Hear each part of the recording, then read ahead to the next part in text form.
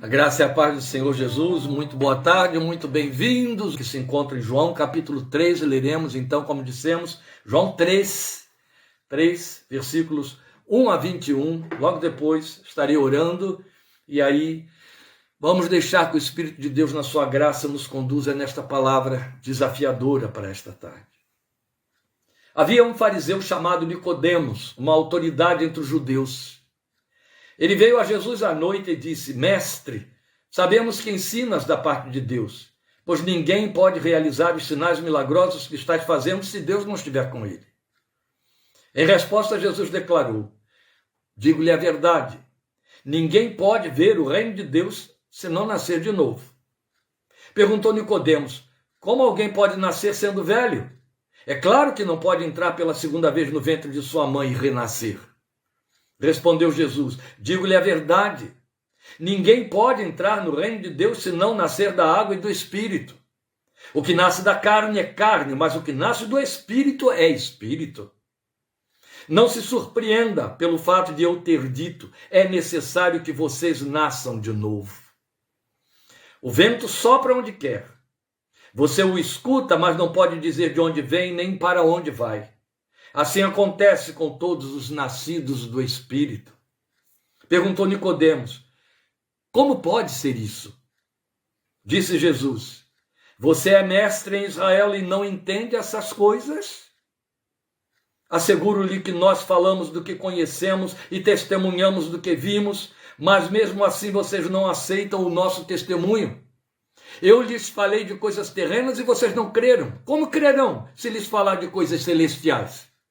Ninguém jamais subiu ao céu, a não ser aquele que veio do céu, o Filho do Homem. Da mesma forma como Moisés levantou a serpente no deserto, assim também é necessário que o Filho do Homem seja levantado, para que todo que nele crer tenha a vida eterna. Porque Deus tanto amou o mundo que deu o seu Filho unigênito, para que todo que nele crer não pereça, mas tenha a vida eterna. Pois Deus enviou o seu Filho ao mundo, não para condenar o mundo, mas para que este fosse salvo por meio dele. Quem nele crê não é condenado, mas quem não crê já está condenado por não crer no nome do Filho unigênito de Deus. Este é o julgamento.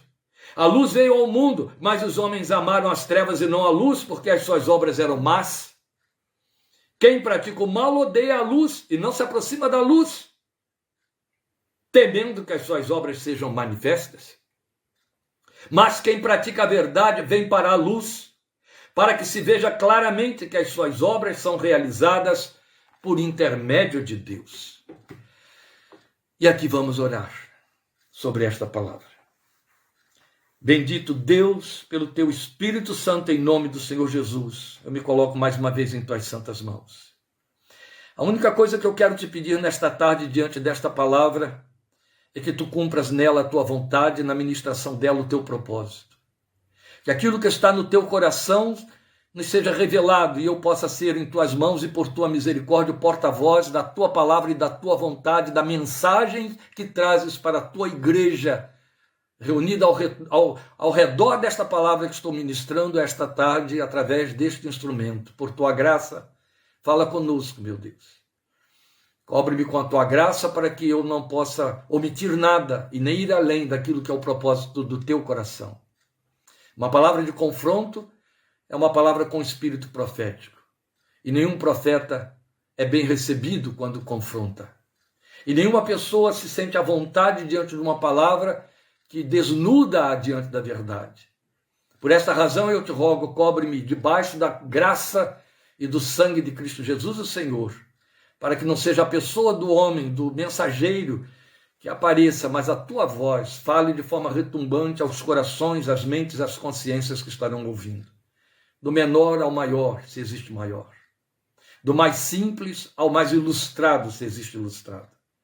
Mas por tua graça e misericórdia, que esta palavra reverbere nos corações, ecoe, acompanhe a mente e o coração durante o sono da noite, durante os dias que virão, até que obtenha a resposta para a qual ela foi enviada ao nosso encontro hoje, em nome do Senhor Jesus.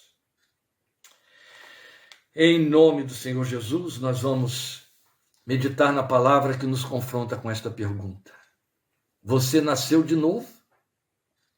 Antes de você se precipitar dizendo o costumeiro pentecostal amém, não diga nada. Aguarde.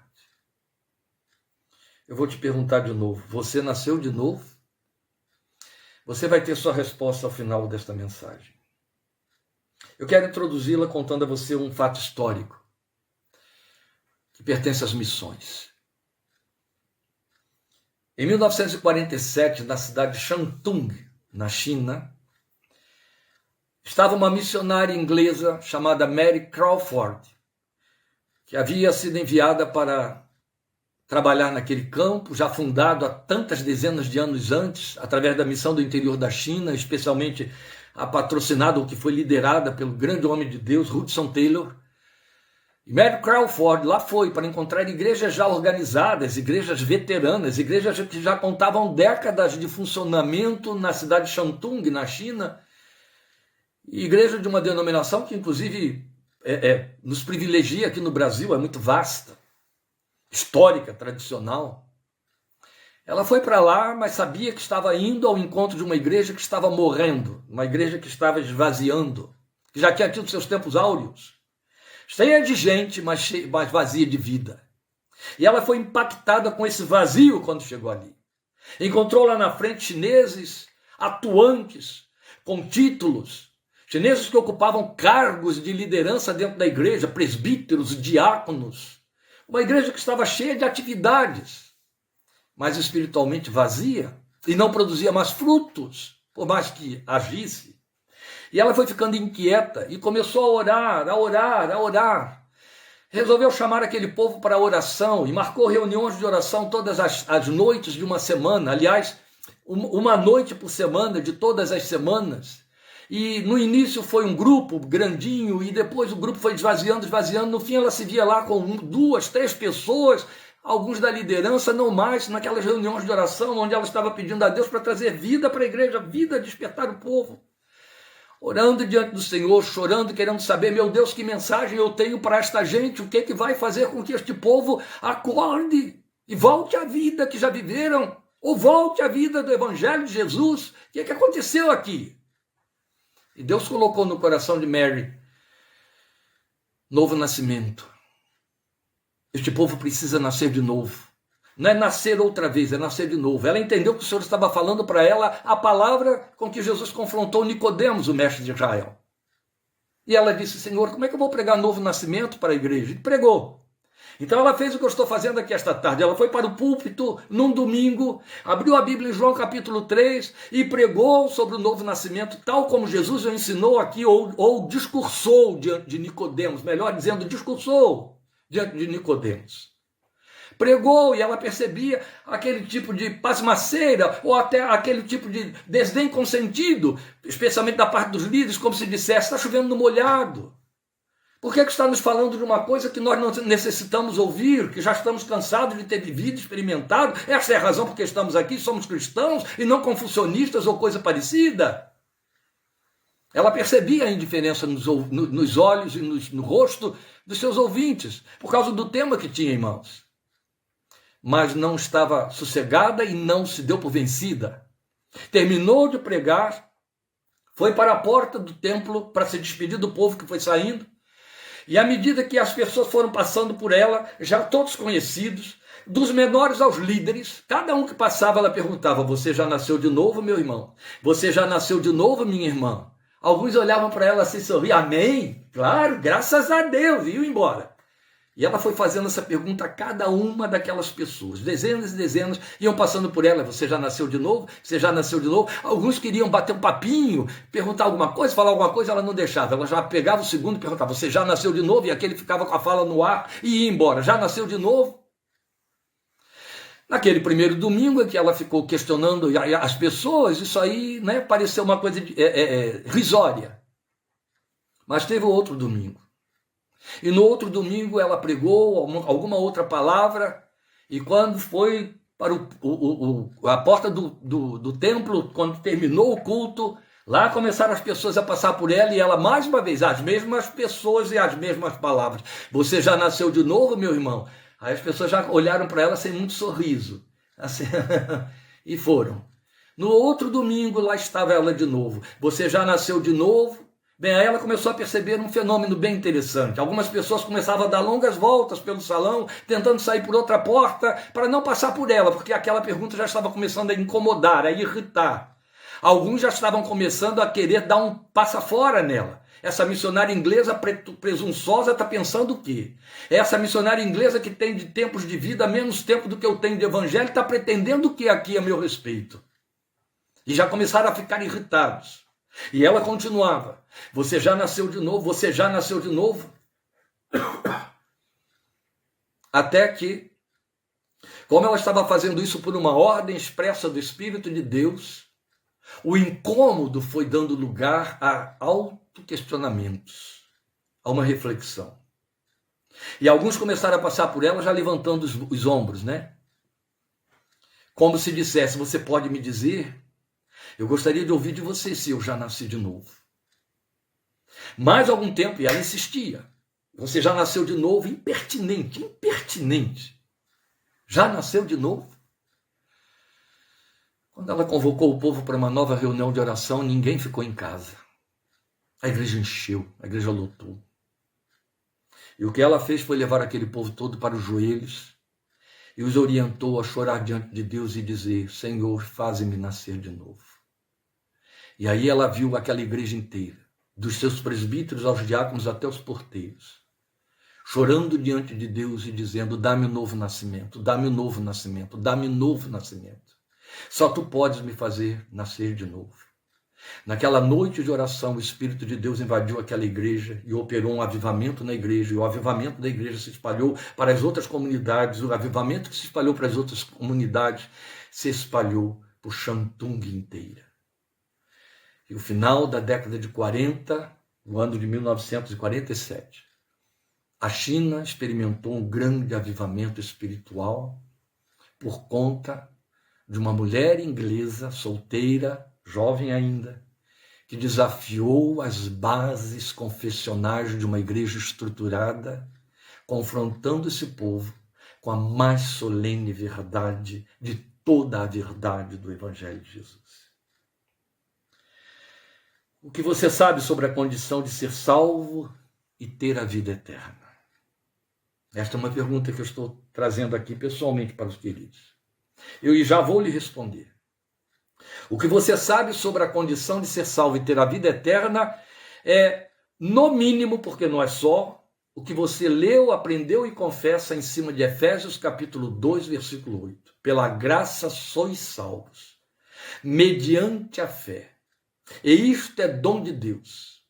Não vem de vós, não vem das obras, para que ninguém se glorie. Isso é o que nós minimamente sabemos quanto a ser salvo e ter a vida eterna. Então nós dizemos sempre, ou repetimos, é o nosso credo, o que Paulo ensinou em Efésios 2,8. E é fato. Mas há uma verdade profunda, pouco conhecida e observada, caiu no limiar da teoria, ou sequer é pensada, que a sustenta. Porque a linguagem de Paulo, que nós chamamos de doutrina da graça, que foi o que operou a reforma religiosa do século XVI, na qual estamos aferrados, e é a nossa confissão de primeira linha, ela é apenas desdobramento da verdade fundamental da vida eterna, doutrina ensinada pelo autor da vida, pela vida eterna, o Deus encarnado chamado Jesus Cristo, o Senhor, o Filho do Deus vivo, o unigênito de Deus. Você percebe? Eu li o texto para você de um discurso de Jesus com o mestre de Israel, do qual a gente extrai um versículo que a gente transforma na nossa bandeira confessional. Porque Deus amou o mundo de tal maneira que deu o seu Filho unigênito para que todo aquele que nele crê não pereça, mas tenha vida eterna. Fazemos disso nossa base, nosso catecismo de ensino de salvação. Mas você percebe que ele também é desdobramento da doutrina que Jesus estabeleceu e declarou diante de Nicodemos. E vou passar por ela. Mas eu quero lembrar a você que esse Paulo que escreveu para nós Efésios 2:8, pela graça sois salvos por meio da fé, mediante a fé. E isto não vem de vós, é dom de Deus, e que é um fato. Foi esse mesmo Paulo que nos esclareceu os efeitos ou evidências, e eu estou pondo aqui em maiúsculas, evidências dessa experiência condicionante na fé, nascer de novo. Ele fala dela, e eu tenho certeza de que ele a ouviu e aprendeu diretamente do Senhor Jesus, naquele tempo em que ficou na Arábia 14 anos só aprendendo do Senhor. Ele fala dela em 2 Coríntios capítulo 5, e este é um texto ao qual nós vamos recorrer mais vezes, e eu gostaria então que você o mantivesse aí na ponta da linha. 2 Coríntios capítulo 5, versículos 17 e 18, Paulo diz: portanto, se alguém está em Cristo, é nova criação. Eu posso inverter o texto? Posso. Se alguém é nova criação, é porque está em Cristo, é o que ele está dizendo. E ao fazer essa inversão, eu o torno mais explícito para você e para mim. Se alguém está em Cristo, é nova criatura, é nova criação. Se alguém é nova criatura ou é nova criação, é porque está em Cristo. Mas percebe, eu disse a você que Paulo nos esclareceu os efeitos ou evidências dessa experiência condicionante na fé. E onde estão esses efeitos? Ele está mostrando para nós. As coisas antigas, ele está fazendo antítese com a palavra novas. As coisas antigas, antigo se opondo ao novo. As coisas antigas já passaram, ficaram no passado, ficaram para trás. Eis que surgiram coisas novas. Tudo isso provém de Deus, que nos reconciliou consigo mesmo por meio de Cristo e nos deu o ministério da reconciliação. O que ele está dizendo com tudo isto? Provém de Deus, que nos reconciliou consigo mesmo. Que essa questão de ser feito nova criação, nova criatura, é obra de Deus. E aqui eu já tenho um ponto de entendimento passivo, ou pacífico, melhor dizendo. Se nós conhecemos, confessamos e defendemos a nossa confissão de que Deus é o Criador de todas as coisas e de que tudo que existe, as coisas visíveis e as invisíveis, elas são obra da mão do Deus Criador, e outro tanto que nos criou e nos fez nascer. O novo nascimento não tem outra origem, não tem outra fonte, não pode ter uma outra via, a não ser o mesmo Deus Criador. O Deus que criou uma vez, criou outra vez. O Deus que criou uma vez o homem e o fez nascer. Isso se chama simplesmente nascimento. É o mesmo Criador que operou o novo nascimento, a nova criação, e o fez nova criatura. Ele fez uma primeira criação e ele estabeleceu uma segunda criação. A primeira criação ocorreu através de Adão, que foi chamado, por sua vez, de o primeiro homem. É uma linguagem com que Paulo trabalha muito bem em 1 Coríntios, capítulo 15, meus queridos, confiram depois. Mas a segunda criação, o novo nascimento, ela foi estabelecida em Cristo Jesus, chamado de último Adão ou segundo homem. Último Adão, porque nele morreu a primeira criação. Segundo homem, porque com ele nasce a segunda criação, a criação espiritual que o mesmo Criador fez e só tornou possível a única via em Cristo. A primeira só foi possível através da natureza humana, adâmica, através de Adão. A segunda só é possível pela natureza espiritual e pela obra espiritual do Filho de Deus, que ressuscitou dentre os mortos, aleluia. E nós também temos o mesmo reforço da doutrina por Paulo, em Efésios, me acompanhe por favor, capítulo 4, versículos 21 a 24. Só quero que você acompanhe a leitura comigo. De fato, vocês ouviram falar dele, e nele foram ensinados de acordo com a verdade que está em Jesus.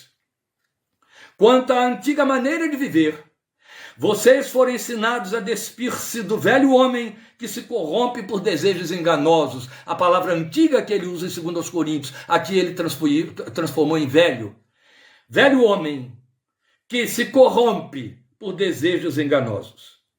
a serem renovados, quer dizer, foram ensinados em Cristo a serem renovados no modo de pensar e a revestir-se do novo homem. Aí ele volta ao argumento, ou à argumentação, ou à fraseologia. Criado, novo homem criado para ser semelhante a Deus em justiça e em santidade provenientes da verdade. E aqui a equação se completa. O novo homem também é obra de criação, criação do mesmo Deus que fez a primeira criação. Na primeira criação, os homens foram feitos semelhantes a Adão. Na segunda criação, os homens foram feitos, e mulheres, o ser humano foi feito para ser semelhante ao Filho de Deus, semelhante a Deus em justiça e retidão procedentes da verdade.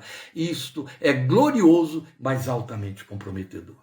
Em outras palavras, nós temos nesse desdobramento de que Paulo fala, os efeitos ou evidências do novo nascimento. Quais são os efeitos ou evidências do novo nascimento? Ele tem um compromisso.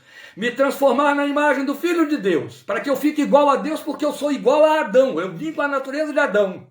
E então ele me deu um novo nascimento para que eu adquira novas formas, para que eu adquira novo DNA espiritual, que vai pela obra do Espírito, vai me tornando semelhante ao seu Filho. E aí, qual é o efeito disso? Retidão e justiça procedentes da verdade. É isso que acompanha e evidencia o novo nascimento. É isso. Acontece que Paulo está argumentando um desdobramento da doutrina estabelecida por Jesus, que foi revelada nesse seu encontro com o mestre dos fariseus, Nicodemos, como lemos aqui. Meus queridos, esta é a doutrina da possibilidade de vida eterna com Deus. Novo nascimento. Sabe, a gente trabalha e articula e faz as confissões com o efeito dela. Mas todo efeito tem uma causa. O efeito se chama graça. Mas a causa, a origem, melhor dizendo, a origem do efeito é novo nascimento. Por que alguém é abençoado pela graça de Deus? É alcançado pela graça de Deus? Porque Deus o fez nascer de novo. Nasceu de novo, é um novo homem, uma nova mulher, é um novo ser em Cristo Jesus, feito para a vida eterna. Nasceu para a vida eterna, novo nascimento. Então vamos a ela, ao ensino desta doutrina. Bem, eu quero dizer a você que a gente fica com o desdobramento dela, diz que discursa nas igrejas, que canta nos louvores, que fala em oração, que usa nas evangelizações, mas nós temos a doutrina em sua essência. O que nós temos aqui? O que nós temos aqui foi o encontro de Jesus com um fariseu? Não, não era meramente um fariseu. Você tem de lembrar que Paulo também era fariseu, fariseu de fariseus. Nós estamos aqui com um fariseu nobre, Nicodemos também, Gamaliel também era um fariseu nobre. Mas nós temos aqui Nicodemos, um mestre religioso dos judeus. O que era um fariseu mestre? O fariseu mestre era o escriba, era o que ensinava. Ensinava a lei, ele a sabia de cabo a pavio. Ele a sabia da forma mais profunda possível. Ele era mestre. Ele era o homem a quem os outros se dirigiam para serem aconselhados, para aprender a quem ele ensinava. Ele ensinava a lei, ele ensinava o Talmud, ele ensinava o caminho de Deus. Ele era líder religioso dos judeus, um homem piedoso. Não era um fariseu hipócrita, perseguidor de Jesus, pelo contrário. Ele foi procurar a Jesus e, levando no seu coração interesse, desejo, no seu discurso, aponta quem ele era. Tu és mestre da parte de Deus. Ninguém pode fazer os milagres que tu fazes se Deus não for com ele. Era um homem piedoso, um homem verdadeiro e um homem sincero. Não era um qualquer. Mas quando Jesus esbarra com Nicodemos, acontece uma coisa aqui que na mera leitura, de repente, as pessoas não percebem. Jesus não ensina nada a Nicodemos. Jesus sequer esclarece a Nicodemos o que significa nascer de novo, mesmo que ele perguntasse. Como pode ser isso? Jesus não explica. Preste atenção no texto. Não de forma direta, não da forma que nós queremos cartesiana e que fazemos nas nossas evangelizações. Faça isso e vai acontecer aquilo. Não, ele não faz. Ele se admira e questiona Nicodemos. Você é mestre e não sabe estas coisas? Eu estou falando de coisas celestiais e eu tenho falado das terrenas e vocês não entendem. Por que eu vou falar das celestiais? Por que vocês vão entender, melhor dizendo, das celestiais? Porque ele as fala. Mas o que eu quero mostrar para você é algo que passa desapercebido por conta e culpa das nossas versões da Bíblia. Esta versão que eu estou usando conseguiu esvaziar um pouquinho mais o peso deste discurso de Jesus nos versículos 3 e 5. A minha versão diz assim: digo-lhe a verdade, no versículo 3, e depois no versículo 5, digo-lhe a verdade, 2 pontos.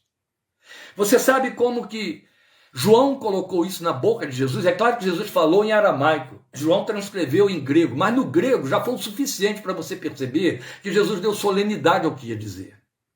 Sempre que Jesus queria introduzir um ensino novo, com peso de doutrina, sua verdade, ele o introduzia dizendo a palavra na verdade, como as velhas versões trazem para nós. Em verdade eu te digo. No grego estaria assim: lego, amém, lego soi.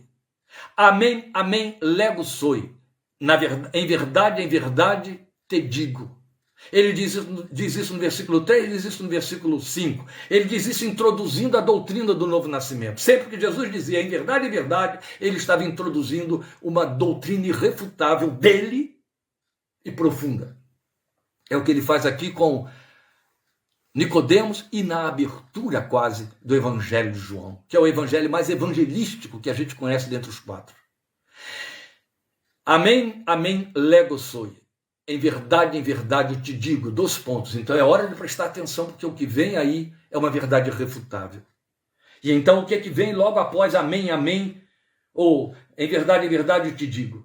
Ninguém pode ver o reino de Deus se não nascer de novo. Depois, em verdade eu te digo, ninguém pode entrar no reino de Deus se não nascer da água e do Espírito. E aqui água e Espírito explicam o significado de nascer de novo. Ou seja, a forma como é operada. Então vamos a essa doutrina, vamos entendê-la. A primeira coisa que nos ocorre a respeito da doutrina do novo nascimento, como Jesus a ensinou, a origem da doutrina da graça, é que ela não é fruto de uma experiência religiosa. Se fosse, nós não teríamos, inclusive, este personagem aqui fazendo essa história para nós. Veja o versículo 1. Havia um fariseu chamado Nicodemos, uma autoridade entre os judeus, diz a minha versão. Ele era mestre dos judeus. Já expliquei o que ele fazia. Então não era mero fariseu que estava procurando por Jesus com algum interesse. Não era nem sacerdote do templo, que o sacerdote do templo se ocupava com o ritual. Os escribas, os rabinos, os mestres, e aqui está um rabino, diante de um outro rabino, um outro rabi, Nicodemos, se ocupavam de ensinar a palavra de Deus, ensinar as doutrinas do judaísmo, a lei de Moisés. Esta era a função de Nicodemos, e ele não era qualquer um, ele era muito conhecido. Esta é a razão porque procura Jesus de noite, muito provavelmente, para não ficar exposto, e não ter que estar se explicando até diante do Sinédrio. Mas logo depois você tem no versículo 2 o texto mostrando que esse era um homem piedoso. Ele reconhecia em Jesus uma autoridade espiritual, ele estava curioso a respeito de Jesus. Ele não diz sequer a Jesus o que ele estava indo fazer ali. Você percebe que não deu tempo, Jesus não deu tempo a ele para isso. Ele articula, mestre, rabi, sabemos que ensinas da parte de Deus. Então é lógico você pensar que um ensinador está diante de um outro ensinador, reconhecendo que aquele ensinador ensina da parte de Deus, logo o que ele está levando é o desejo de saber algo que ele desconhece. Talvez ele tivesse algo para formular, mas Jesus não deu tempo para ele formular e levou para ele algo que ele desconhecia como seu principal ensino. E então, este homem piedoso, este homem líder espiritual e experimentado, porque ouve Jesus dizer: você precisa nascer de novo. Não é possível ver o reino de Deus, o que eles ensinavam, e não é possível entrar no reino dos céus, no reino de Deus, o que eles também ensinavam, se não nascer de novo. Segundo a sua doutrina toda, que já corria sobre a história de Israel 1500 anos desde que Moisés a proferiu, eles ensinavam que era possível os homens verem o reino de Deus, que era possível os homens entrarem no reino de Deus desde que cumprissem a lei de forma inquebrantável e cumprisse todos os rituais da lei. Jesus joga isso tudo por terra numa palavra só. A verdade que eu tenho a te dizer é que ninguém pode ver o reino. E ninguém pode entrar no reino de Deus se não nascer de novo. Se não nascer da água e do Espírito. Que coisa séria. Então eu volto à carga. O que já ficou óbvio para mim e para você, e tem que ficar óbvio para nós, e ninguém deve fazer aqui paliativos a respeito, é que o novo nascimento não é fruto de uma experiência religiosa. Se valia para Nicodemos, vale para todos os líderes religiosos de todos os tempos e de qualquer confissão cristã, seja o que for. Por isso eu comecei trazendo para você a história real, um momento histórico na história do cristianismo de missões, de Mary Crawford em Shantung, em 1947. Ela foi confrontar líderes experimentados dentro da sua igreja, a igreja na qual foi fazer missões. Aquela gente se entendia cristã como faz toda a diferença em qualquer outro lugar, porque estamos falando de um país pagão. Uma coisa é se entender cristão aqui na cidade onde eu estou e dentro deste Brasil que se pretende cristão. No Ocidente que se pretende cristão. Outra coisa é se confessar cristão num país sob perseguição, num ambiente onde toda a maioria massificadora é pagã. Confessadamente. Cada casa com um ídolo, um altar familiar. E o sujeito se declarar cristão na contramão da sociedade, na contramão dos seus parentes, na contramão de toda a sua cultura. E cumprir a sua fé indo à igreja dos cristãos ocidentais, aquele Deus estrangeiro, a quem confessam como filho de Deus. Mas desses mesmos que fazem todo esse desafio contra si próprios, são agora confrontados por essa missionária que põe por terra toda a sua experiência e confissão, perguntando: nasceram de novo? Vocês nasceram de novo? É o que temos aqui com Nicodemos.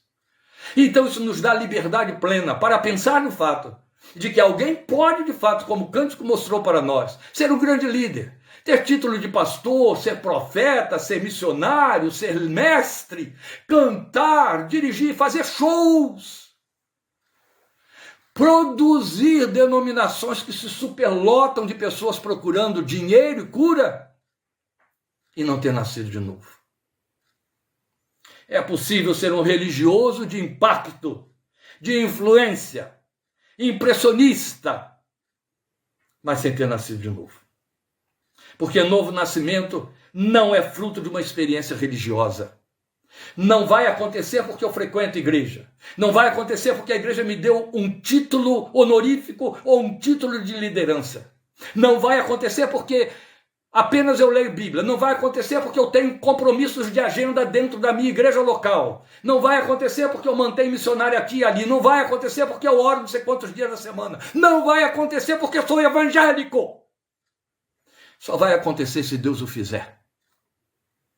Só vai acontecer porque é obra exclusiva de Deus se Ele operar um novo nascimento no meu coração. A igreja não vai operar, meus amigos não vão operar, a evangelização que alguém me trouxer provavelmente não vai operar. É Deus quem tem de fazer. Ela é obra exclusiva de Deus.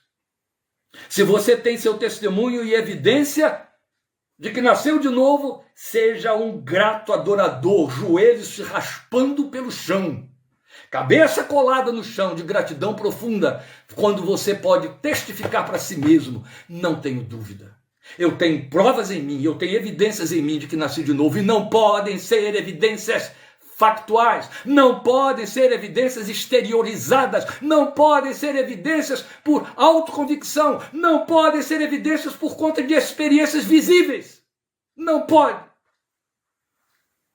Ou acontece o que Paulo nos ensinou em Romanos capítulo 8, o Espírito de Deus dando testemunho no nosso interior de que somos filhos de Deus, ou não há prova de que nascemos de novo. Ou acontece o que Paulo nos ensinou em Romanos capítulo 5:1, de que justificados pela fé temos paz com Deus por nosso Senhor Jesus Cristo, ou não nascemos de novo. Não adianta ter verbetes de Bíblia decorados. Não adianta conhecer livros inteiros da Bíblia decorados. Faltou a paz, faltou a convicção trazida pelo Espírito de Deus. Os instrumentos de comunicação e de aproximação de Deus são os exteriores. Faltou novo nascimento, ainda que você seja um excelente e aprovado evangélico, pelos seus líderes e pelos seus iguais. Porque o texto diz para nós, Jesus ensinou no versículo 5, que é necessário nascer da água. E aqui a água vem inegavelmente como reforço e referência e sinonimização de palavra de Deus. Nascer da água e do Espírito. Eu quero dizer a você que a outra tradução plenamente possível para a expressão de novo é de cima ou do alto. Nascer do alto ou nascer de cima é igual a nascer de novo. Nascer de novo seria o mesmo que dizer nascer de cima ou nascer do alto. Mas Jesus deixou claro aqui para Nicodemos. E já na segunda assertiva, em verdade, eu te digo que é necessário nascer da água e do Espírito. Nada em nós pode produzir isto. Eu botei com grifos no meu texto aqui e eu quero repetir para você. Nada em nós pode produzir novo nascimento. Não há nada que o ser humano possa fazer nele, a partir dele, espiritualmente falando, que vai produzir novo nascimento. O máximo que você faz orando por um filho, evangelizando um amigo seu, é dar ferramentas, é levar a água da qual ele terá de beber. O resto só Deus pode fazer. É ação divina. É ação divina servindo-se Deus da palavra e do Espírito. Paulo afirma isso para nós textualmente, essa verdade em Tito, escrevendo para Tito, capítulo 3, versículos 4 e 5. Faço questão de ler o texto, porque é uma das cartas pequenas, lá para o fim de toda a coleção das cartas de Paulo. E aí eu quero ler para você. Tito, capítulo 3, versículos 4 e 5. Mas quando, da parte de Deus, nosso Salvador, se manifestaram a bondade e o amor pelos homens, não por causa de atos de justiça por nós praticados, obras fora, méritos fora.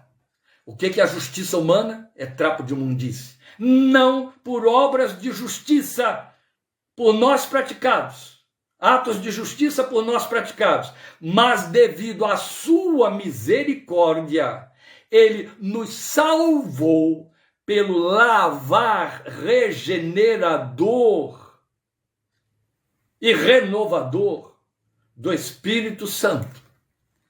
O que Paulo está dizendo aqui, ao falar lavar, renovador e regenerador, quer dizer que nos fez nascer de novo pelo Espírito Santo, o verbo lavar vem reiterar o que Jesus tinha dito, necessário nascer da água e do Espírito.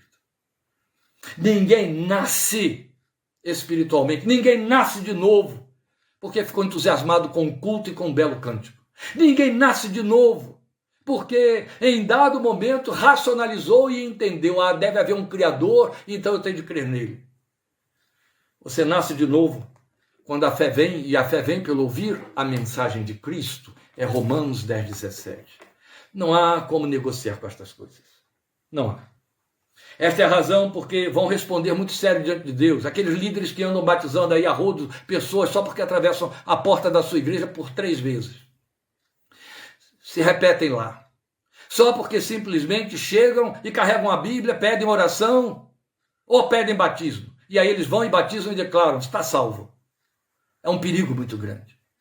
Você deve lembrar bem que na experiência da igreja primitiva, se você não tem essa informação, eu a passo agora, ninguém passava pelas águas do batismo com um mínimo, menos de 2 anos daquilo que chamavam de catecúmenos, a classe de aprendizado da fé, num tempo em que a Bíblia ainda não estava na mão dos cristãos, o Novo Testamento não estava. O Novo Testamento só foi fechado para nós no ano 365, no 4º século da era cristã.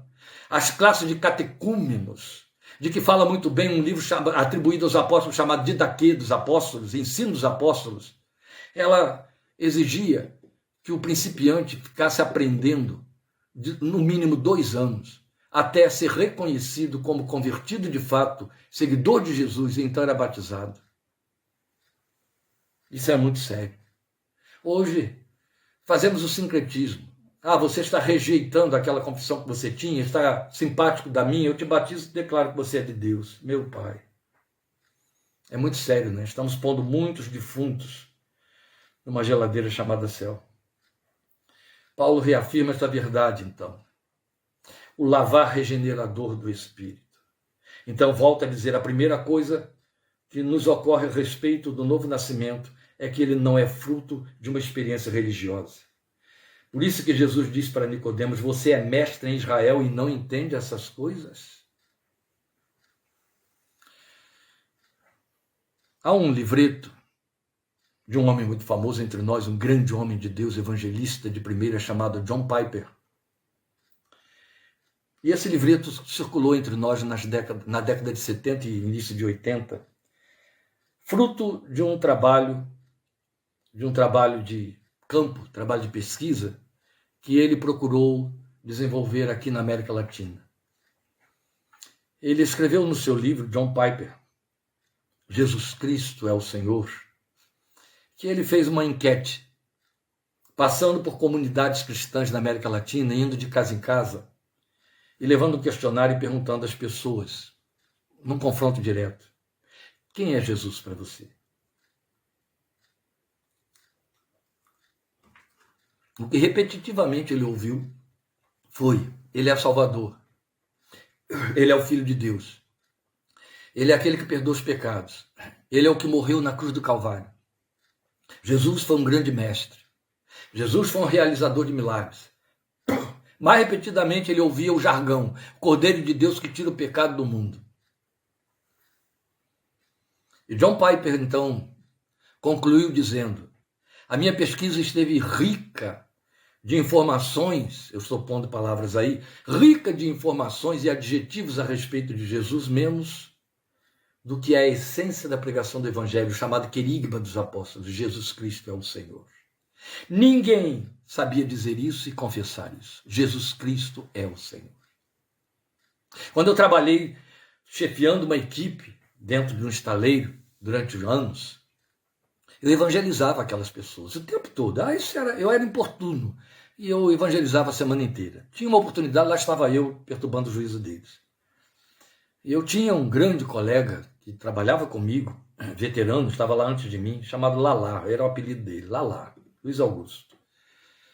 A mãe do Luiz Augusto adoeceu muito, gravemente. E ele, sabendo que eu era crente, ele veio me pedir oração pela mãe. Aí me contou toda a história da enfermidade da mãe, que estava com câncer de tireoide, pedindo que orasse por ela, ele estava bem machucado por conta disso. E aí, com isso, ele me deu um espaço para eu evangelizá-lo. Falar da vida eterna, da esperança eterna. E à medida que eu fui falando, eu comecei a falar para ele sobre Jesus, Deus Jesus, o Deus encarnado, Cristo Jesus. Em dado momento, ele me interrompeu e disse, eu estou confuso. Você está me dizendo que Jesus é Deus? Sim, o tempo todo eu estou dizendo que Jesus é Deus. Você diz que você é um católico praticante?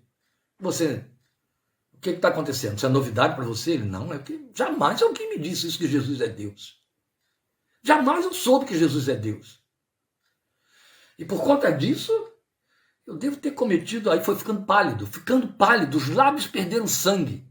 Eu devo ter cometido muita blasfêmia. Porque fiz muitas brincadeiras com o nome de Jesus, porque eu não via ele como Deus. Nunca me ensinaram que ele era Deus. Filho de Deus, filho de Deus, filho de Deus.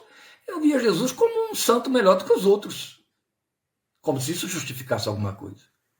E quando eu provei a ele biblicamente que Jesus era Deus, o impacto sobre Lalá foi tão grande que ele se desconcertou. Ele não conseguia mais trabalhar direito aquele resto de dia. Ficou atormentado por sua própria consciência em pecado.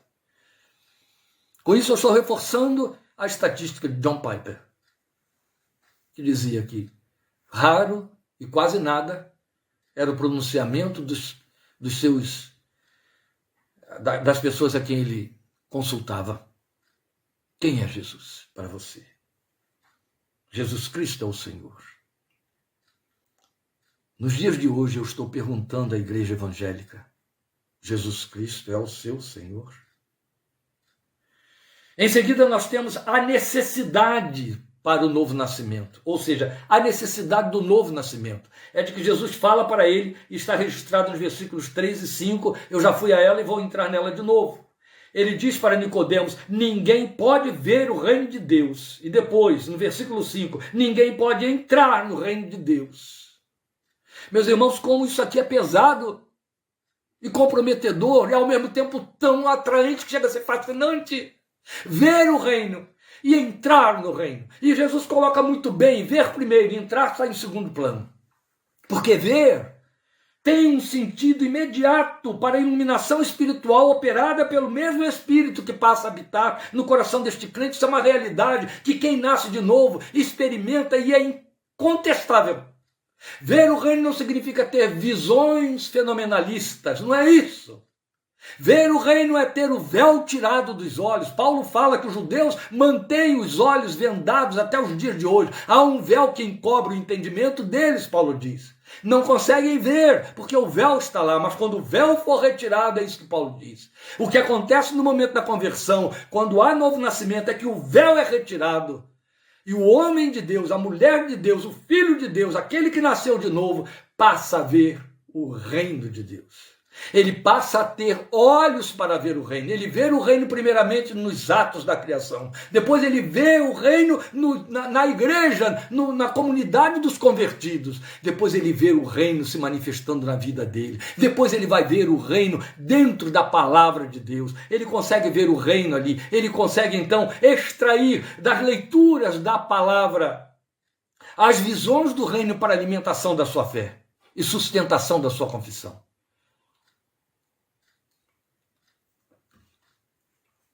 Mas a proposta também tem um efeito escatológico, porque fala de ver o reino, apontando aquele dia em que o reino virá até nós de forma visível na pessoa de Jesus, quando ele vier buscar a sua igreja.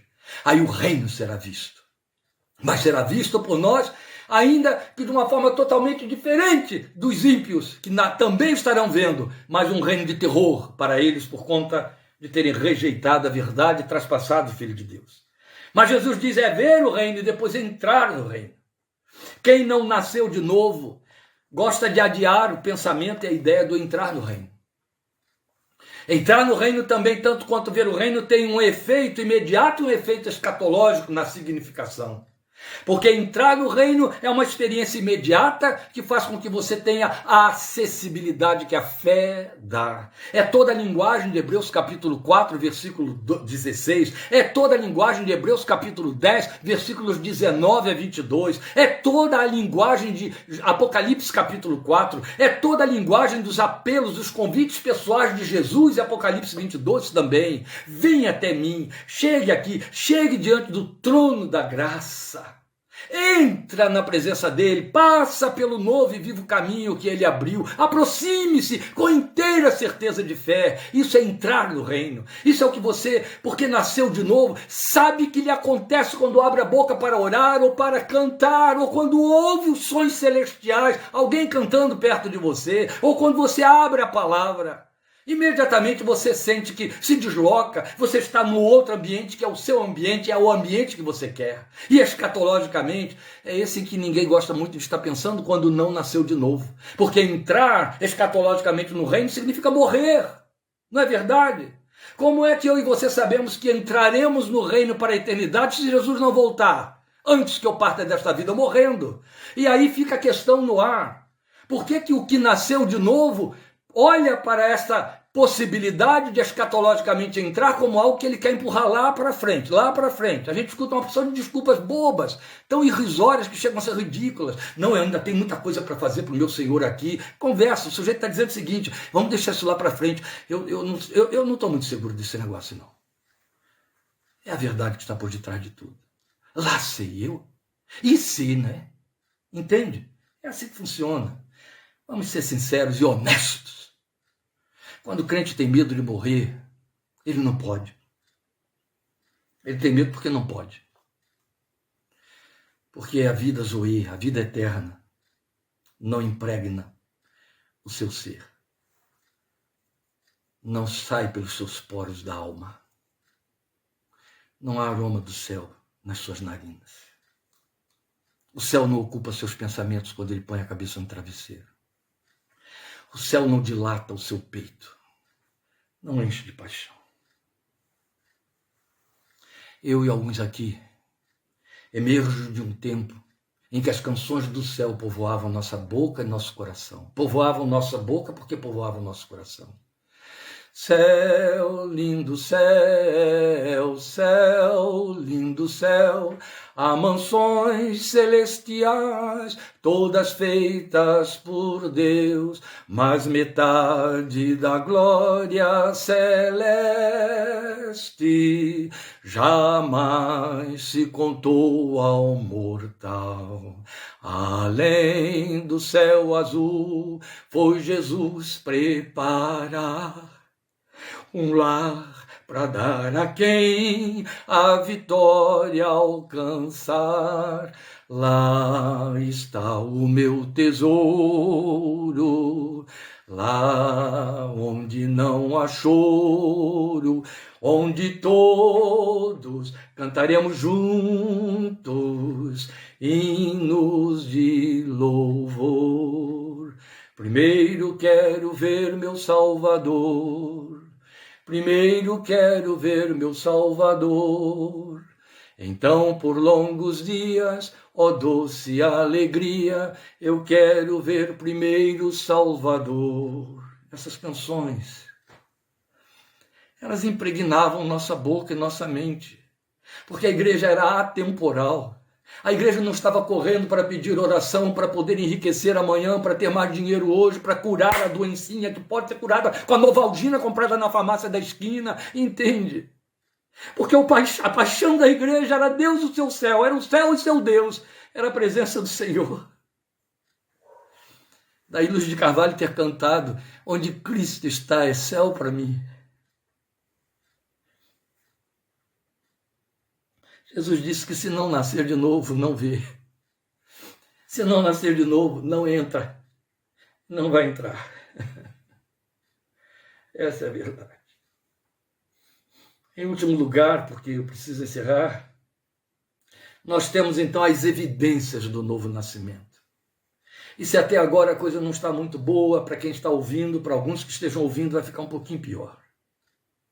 Mas ouça até o fim. Torne a ouvir depois. Transforme esta ministração desta tarde naquele apelo de Mary Crawford de que eu falei na introdução. Você nasceu de novo. A paz aí, a alegria, a esperança, a desejo. É mais sublime do que a sua vida familiar. É mais sublime do que o apelo da sua família. É mais sublime do que os sonhos que povoam seus pensamentos, que faz você ter planejamentos, elaborar coisas. É mais sublime do que aquilo que exige todo o seu esforço, todo o seu empenho, toda a sua dedicação. É maior. Se não for, duvide. E se você tiver dúvida, eu te dou uma certeza, você não nasceu de novo. Porque é aquele em cujo coração o Espírito deu testemunho de que é filho de Deus, nem o inferno inteiro convence do contrário. De jeito nenhum. Jesus nos traz as evidências do novo nascimento nesse discurso com Nicodemos. Paulo esclareceu isso naquele mesmo texto de 2 Coríntios 5,17. Eu disse que nós nos remontaríamos a ele outra vez, quando ele diz lá, as coisas antigas já passaram, tudo se fez novo. Isso não significa que você não escorregue, não caia nos seus pecados do passado, mas significa que você tem pavor deles e foge deles e não quer viver neles, arranjando uma desculpa, um discurso maligno e canalha chamado graça barata. Oh, Deus está perdoando, está tudo na conta de Jesus. Falta de honestidade consigo mesmo, falta de honestidade espiritual. A verdade é que tudo se fez novo, as coisas antigas ficaram para trás. Paulo disse que quem furtava não furte mais, quem adulterava não adultere mais, quem se prostituía não se prostitua mais, quem fumava não fume mais, quem bebia não beba mais, quem farreava não farreie mais, quem fornicava não fornique mais. É isso que você pode desdobrar na linguagem de Paulo em Efésios, meus queridos. Largar os andrajos do velho homem e se revestir do novo homem, sem consentir com o discurso ímpio de um mundo que está em rota de colisão com a santidade e a justiça de Deus. Encontrei já presbíteros de igreja aliviando o fato de que certamente denunciaria sua própria prole dentro da sua casa, dizendo, fumar um baseado de vez em quando é só um tapinha, qual é o mal que há nisso? Miseráveis. Não tem direito de ter os títulos que carregam, fazendo um discurso que vai na contramão da verdade de Deus, quando são responsáveis por anunciá-la e responsáveis imbuídos da defesa do evangelho, deveriam ser, como Paulo disse, que é o que pesa sobre mim e sobre você. Então, meu amado, há evidências do novo nascimento. Elas são incontestáveis. Assim como Paulo disse, as coisas velhas já se passaram e vamos nos revestindo do novo homem que se renova segundo Deus em justiça e retidão procedentes da verdade. Jesus as pontuou aqui. E o que ele diz para nós é que quem nasce de novo é espírito.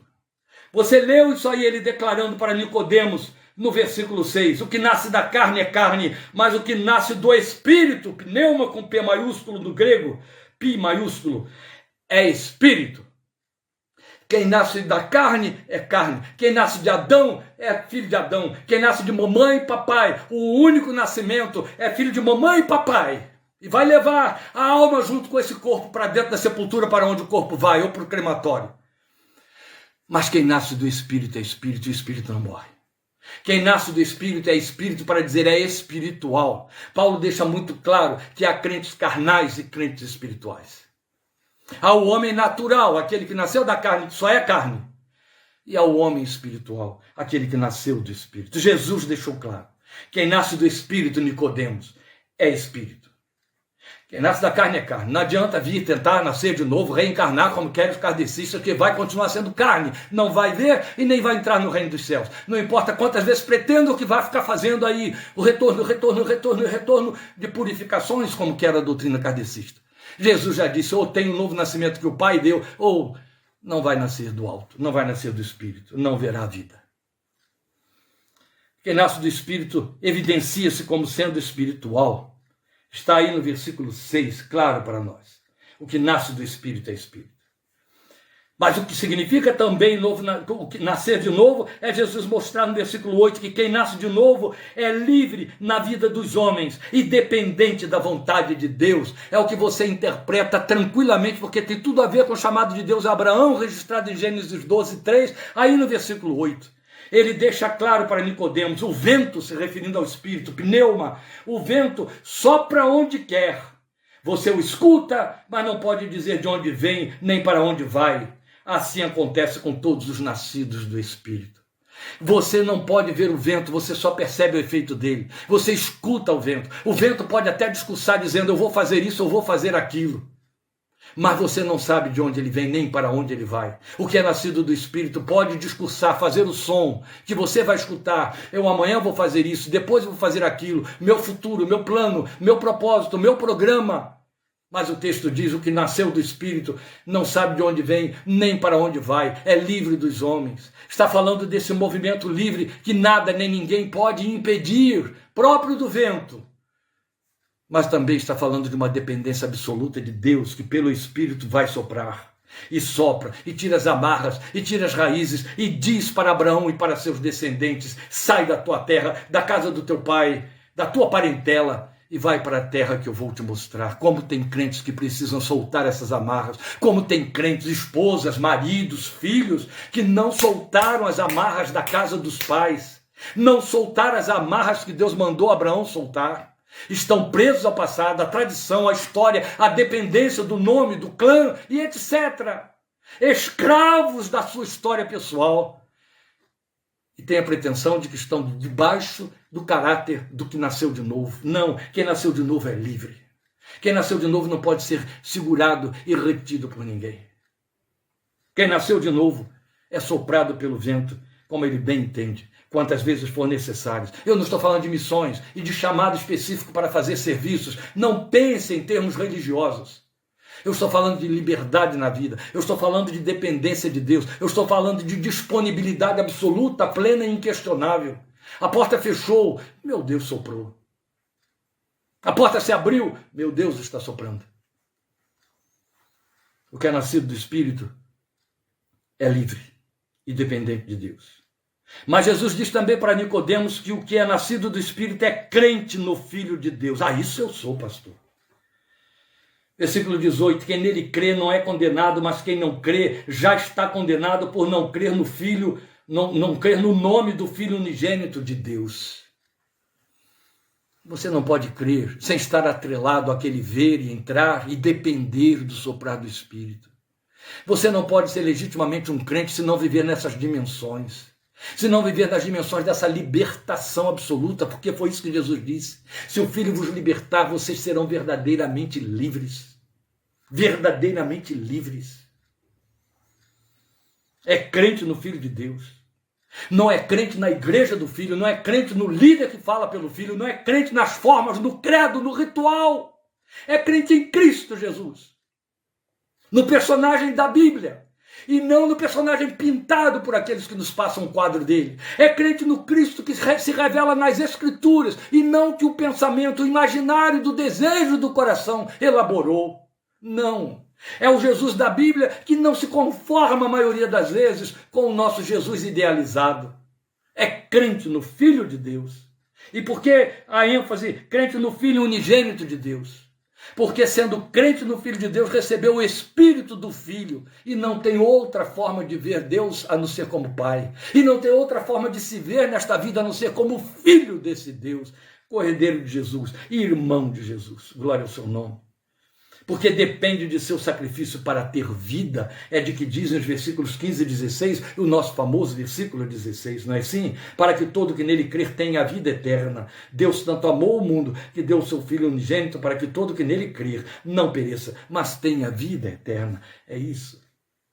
E em último lugar, Jesus deixa claro aqui para Nicodemos que quem nasce de novo é praticante da verdade e por isso tem vida transparente.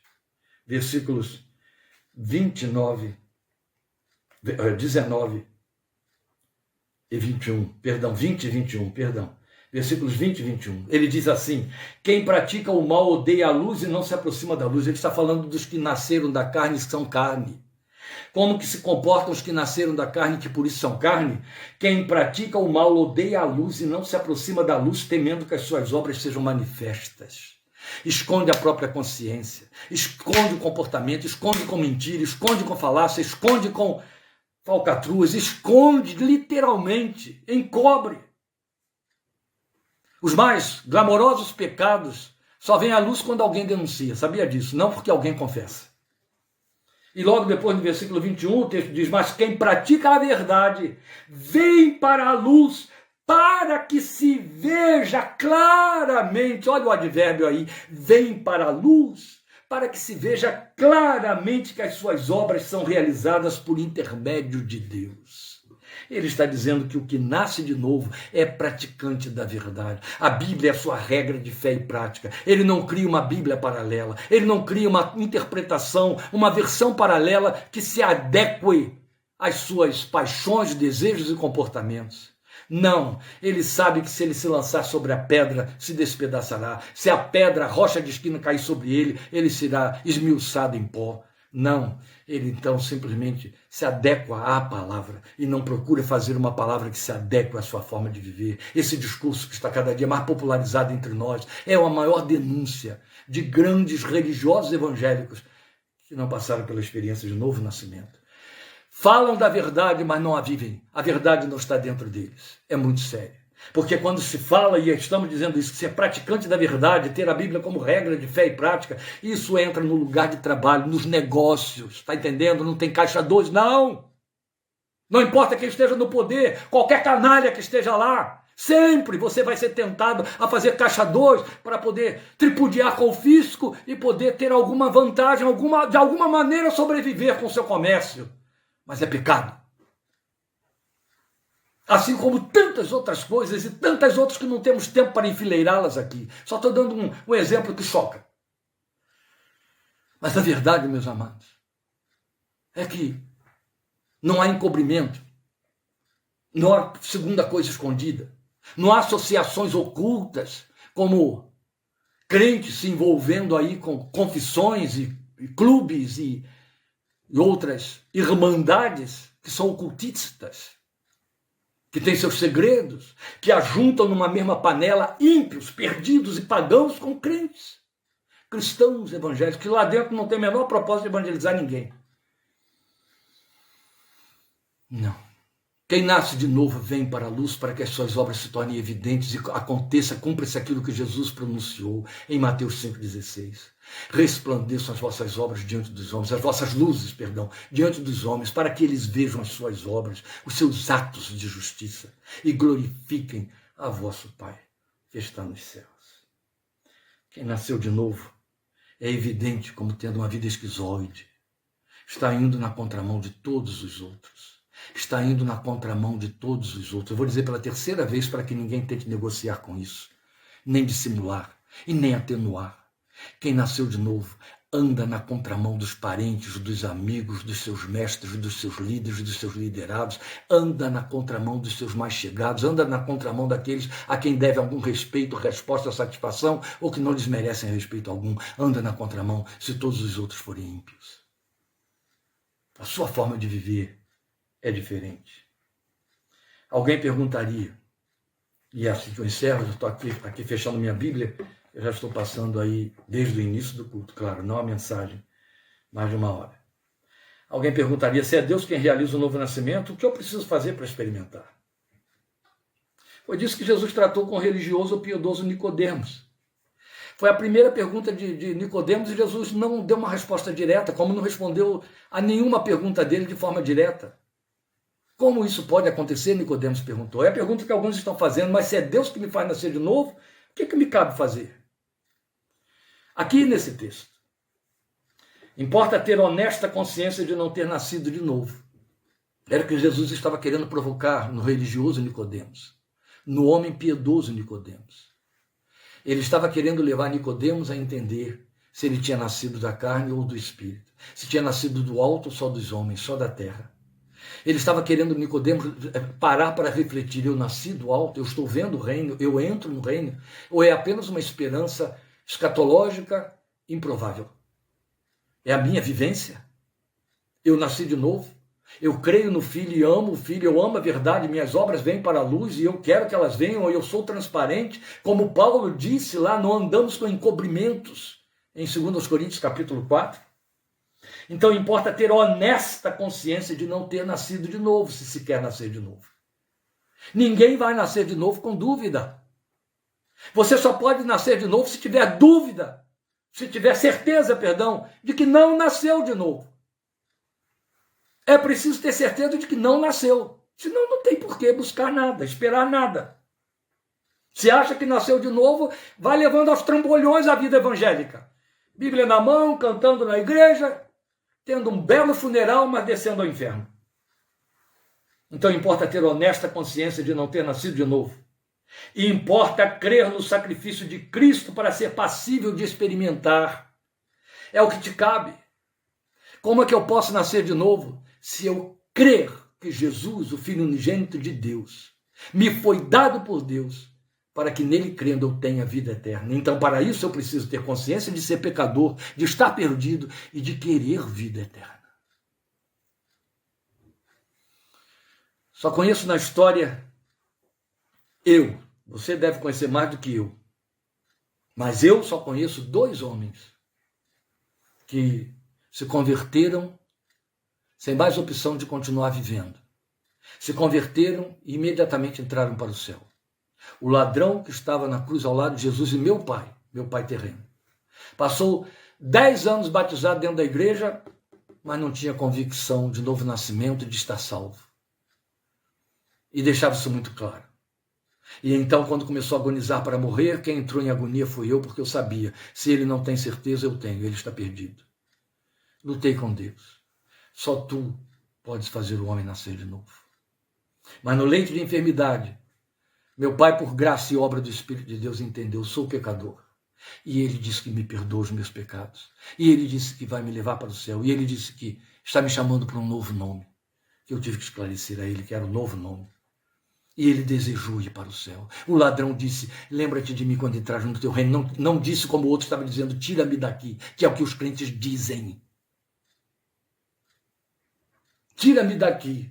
Faz eu descer da cruz e voltar a andar com minhas pernas neste mundo dos homens. Não, ele disse, lembra-te de mim quando entrares no teu reino. Meu pai, o homem que mais medo da morte tinha como nenhum outro, Mesmo o médico dizendo, amanhã às 9 da manhã eu vou dar alta, ele vai voltar para casa. Ele disse para mim, vai para casa, durma em paz, eu vou dormir o meu mais maravilhoso sono de toda a vida. Chama sua mãe para eu me despedir dela. Ele sabia que estava indo para o céu e não pediu para ficar aqui. Aleluia.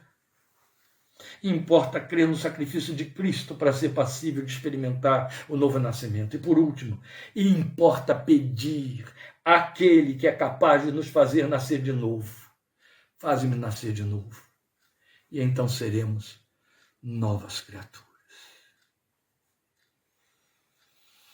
Começamos tudo isso cantando. Se alguém não nascer de novo, não pode ver o reino de Deus. Se alguém não nascer de novo, não pode ver o reino de Deus. Bem-vindo, pastor Hilário. O Senhor te abençoe e te guarde.